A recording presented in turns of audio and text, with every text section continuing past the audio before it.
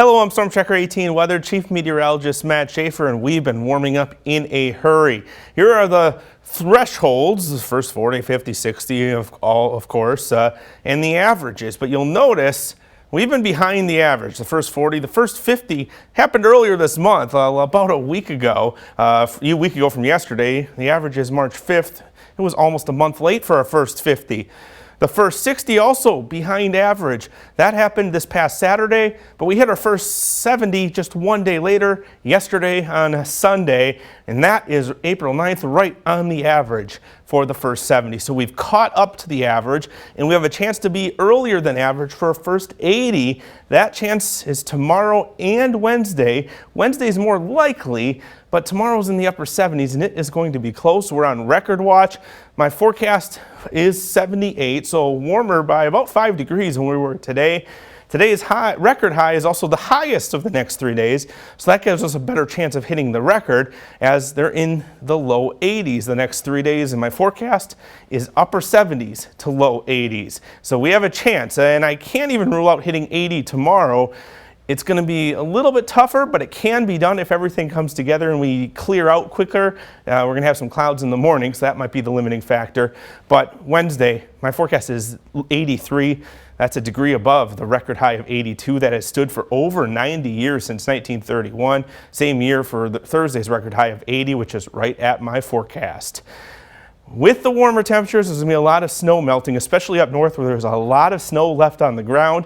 Likely won't be by the end of the week, and that's all going to melt. But there is a near record water content within that snowpack up north. Some places over 5 inches of liquid equivalent water, not snow depth, water trapped in that snow that'll be flown out to the lower spots. So poor drainage areas, typical spots to see flooding up in Burnett, Washburn, Sawyer, Price certainly could have some water ponding. Area streams are going to rise. That all runs off into the rivers, and that means downstream in the Chippewa Valley, the rivers are rising. There's already a river flood warning right there. The Chippewa River at Durand and the Chippewa River at Eau Claire also has a chance to get to that flood stage. Right now, it is just shy of 770 feet, the Chippewa at Eau Claire. Now, that is technically, the stage is set at the top of the water compared to sea level. In Eau Claire, at least. Durand, it's a little bit different, but the number is ridiculously high, I know, but that's what we use. Notice, though, that it goes up another 4.5, almost 5 feet by the end of the week.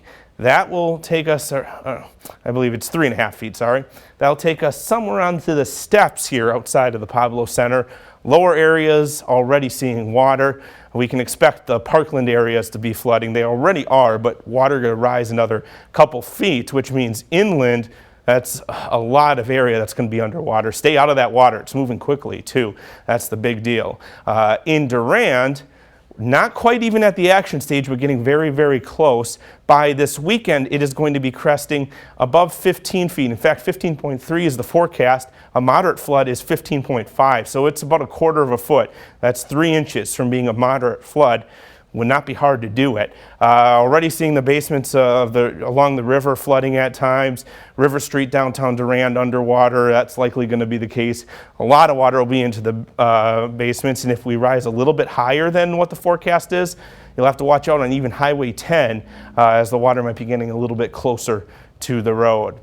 Futurecast does not have a whole lot to show you. A little bit of cloud cover overnight tonight and into tomorrow morning, partly cloudy, quickly clearing to mostly sunny. This is a thinner cloud layer in the afternoon. How thin it gets determines how much warmer we get. There's nothing really else to show you on Futurecast, just sunshine for the rest of the week as far as it goes at least. 45 for the low tonight, mild temperatures, lighter winds, and then tomorrow upper 70s I think is likely, and there's even a chance that my forecast is too low. If we clear out more quickly and more of that sunshine makes it through, the breeze ends up on the stronger side of the southwest, one or of those things or both, we could be near up 80 or even above tomorrow already, and if we don't, we will be there on Wednesday, very warm, staying breezy all week to keep the warm up.